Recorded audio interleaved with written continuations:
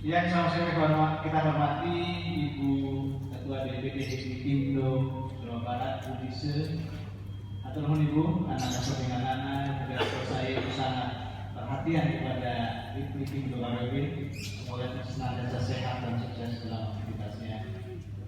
Juga yang saya hormati tentu saja sebagai baik di acara Kang Saiful Rahman, Ketua Indo Bandung Barat beserta jajaran yang selalu ngabret ya, selalu berlari kencang, berjuang untuk kemajuan UMKM Bandung Barat. Semoga UMKM Bandung Barat dengan Indo-nya senantiasa mendapat segala kemudahan ya, dalam berusaha dan juga dalam memajukan UMKM di Bandung Barat.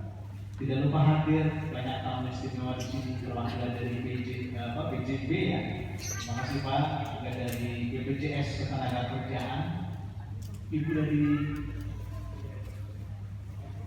BPJS Ketenagakerjaan juga Bu. Boleh sumping Ibu, salam kenal dari saya. Juga tidak lupa tentu saja adalah para pelaku UMKM yang bergabung dalam Indo Bandung Barat yang hari ini hadir di sini mengikuti sebuah acara yang menurut saya sangat penting. Tentu yang sudah disampaikan oleh pembicara sebelumnya sudah lebih dari memberikan bekal. Maka tugas saya insya Allah tidak akan banyak dan panjang karena nanti itu jadi wewenang narasumber. Saya hanya ingin menyampaikan atau mengingatkan beberapa hal saja kepada para pelaku UMKM di Bandung Barat khususnya, dan yang khususnya lagi adalah yang hari ini. Pertama, era digital ini memang memberikan banyak sekali kemudahan sekaligus tantangan. Tantangannya sudah sering kita lihat dan kita baca. Contoh, dulu kita begitu kagum dengan kemajuan misalnya koran-koran lokal maupun nasional berbasis kertas. Tapi di akhir tahun ini kita membaca Republika, salah satu para favorit saya sejak mahasiswa, sudah pamit dari versi kertasnya. Mereka beralih ke versi digital. Kalau Kompas masih punya, tapi dia sudah lama jauh-jauh hari ini membakar platform digital. Kita juga tahu ternyata beberapa supermarket di mana dulu waktu saya remaja itu suka belanja, satu demi satu ditutup. Contoh ada apa saja? Matahari. Lalu yang di Kota Bogor apa sana?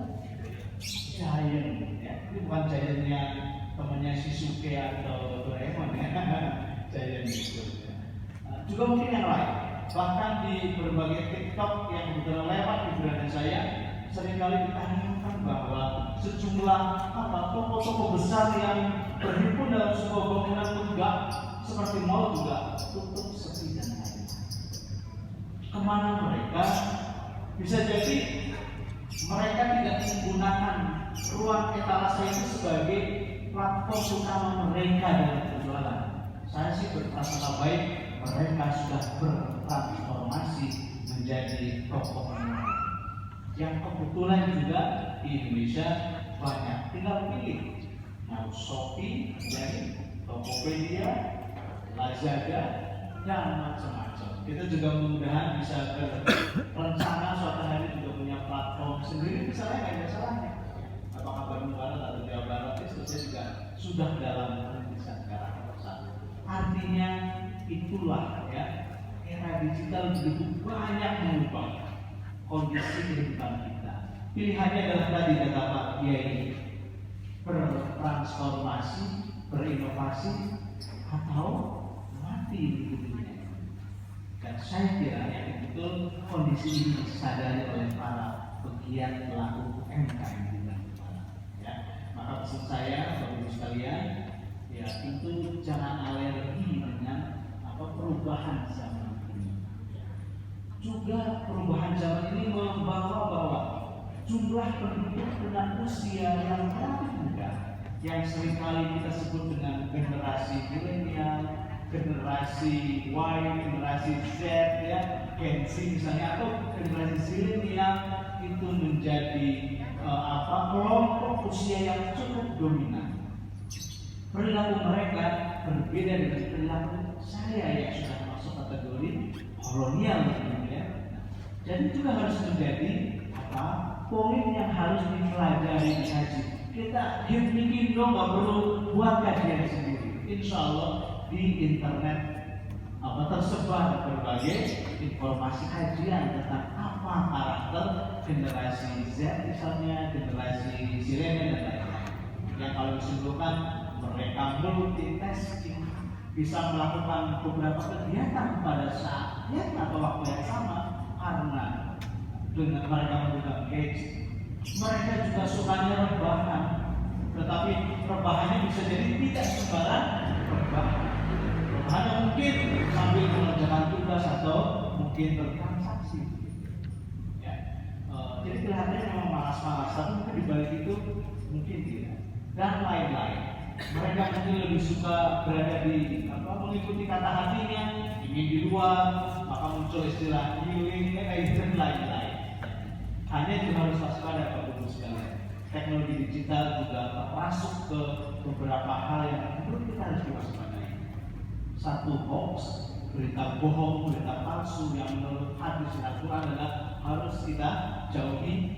Maka itu ditepis dengan kecerdasan atau kemelekan digital terus.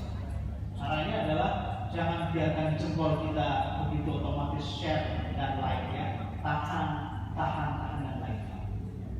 Yang kedua adalah juga hati-hati dengan misalnya investasi bodong.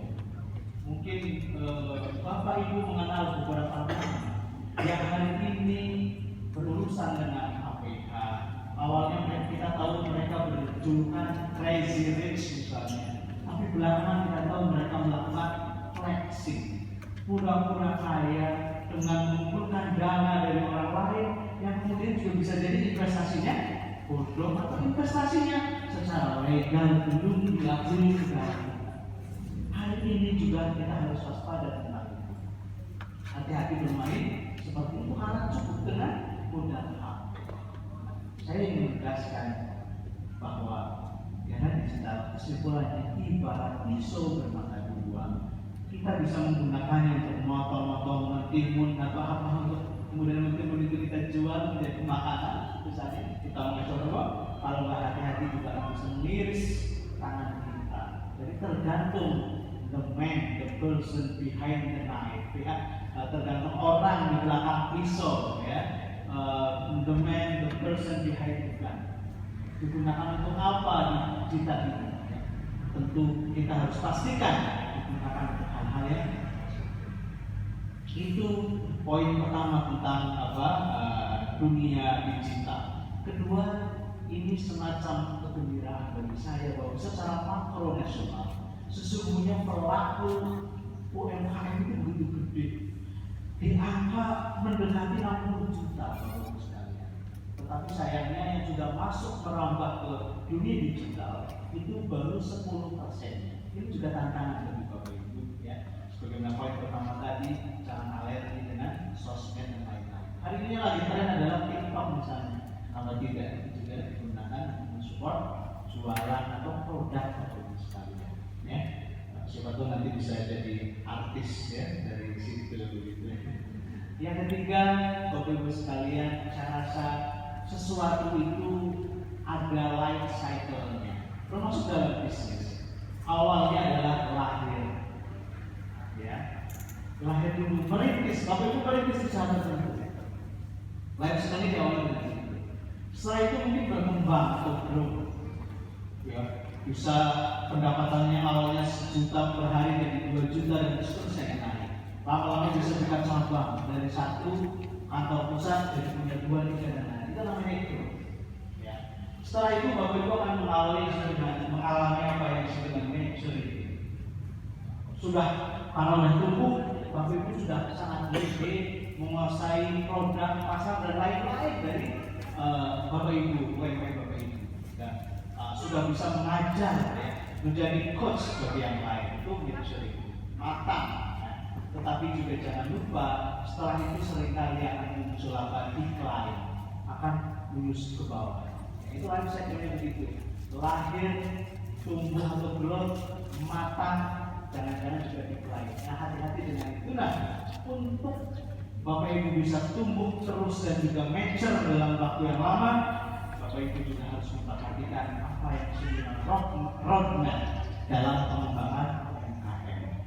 Ya, diawali dengan misalnya bagaimana melakukan identifikasi potensi di sekitar kita. Ya, di Bandung Barat banyak bisa kulit, banyak jagung atau banyak pisang. Jadi kalau basis produk Bapak Ibu ini itu tidak bisa guling, banyak sekali ya produk itu.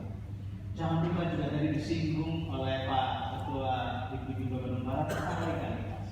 Badan hukum karena ini penting. Karena itu bisa pintu masuk untuk mengakses berbagai peluang. Dan ini yang ketiga rumusnya, ini adalah yang menjadi hukum hari ini kita bersurvive adalah kemitraan atau kolaborasi.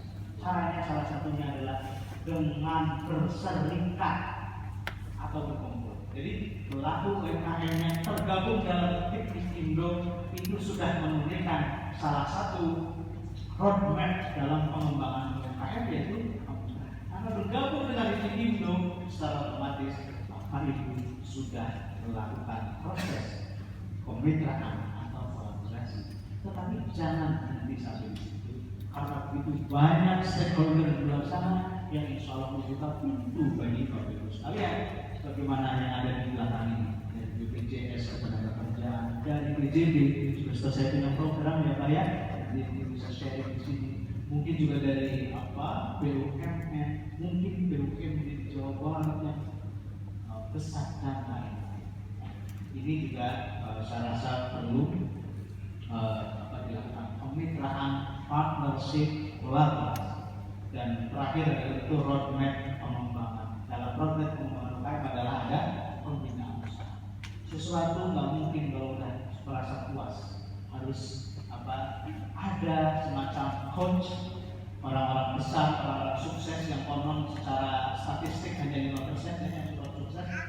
Hampir dipastikan setiap mereka itu punya coach, punya pembimbing, punya pembina yang mengingatkan agar kita tidak boleh jatuh dalam berinovasi. Jadi akan fungsi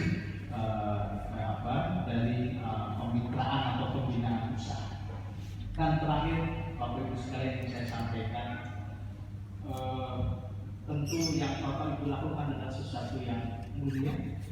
Selama ini menjadi tulang punggung ya, ekonomi di Bandung Barat maupun juga Jawa Barat. Di tengah pandemi saya rasa juga ada yang memang terdampak, namun juga tidak sedikit yang survive, ya, atau minimal bertahan seperti itu. Dan ini saya rasa nikmat yang luar biasa. Maka pesan saya yang terakhir, manakala Bapak Ibu sudah meraih kesuksesan, maka jangan lupa untuk turun tangan dan menggandeng tangan mereka yang mungkin dalam tahapan upayanya seperti Bapak Ibu di mungkin 10 tahun yang lalu masih merintis, masih growth misalnya, masih mulai tumbuh.